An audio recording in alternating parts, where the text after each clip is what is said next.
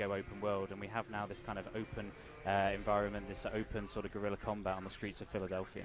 Yeah, you're talking about guerrilla combat. These guys are using everything available to take down. We see a lot of combination, a lot of you're making your own items here, your own weapons. Yeah. So, I mean, the KPA have basically that's Korea People's Army. They're, like I said earlier, they're sort of in full control.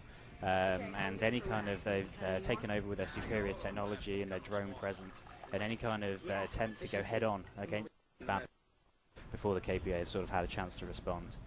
So who is our military genius that is in charge of leading this revolution?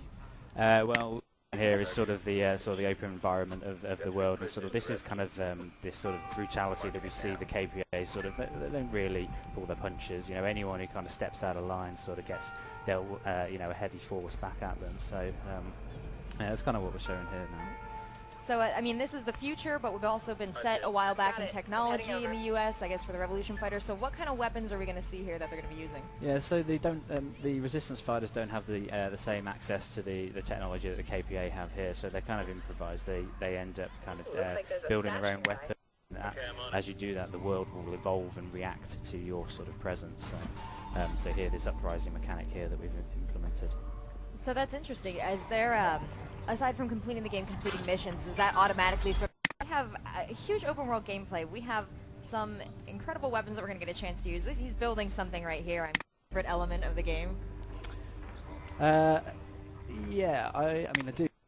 The heritage back to the roots of the Crytek sort of brand, and what we've done here, and you can kind of see what we're trying to do here is kind of create these three illusion of distractions gone off in the distance that the player's been a part of, and that.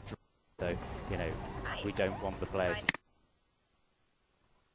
So do you have anybody helping you out in this game? Do you have like a sort of super soldier that's taking on the world, and more you're sort of this, you know, just involved in resistance?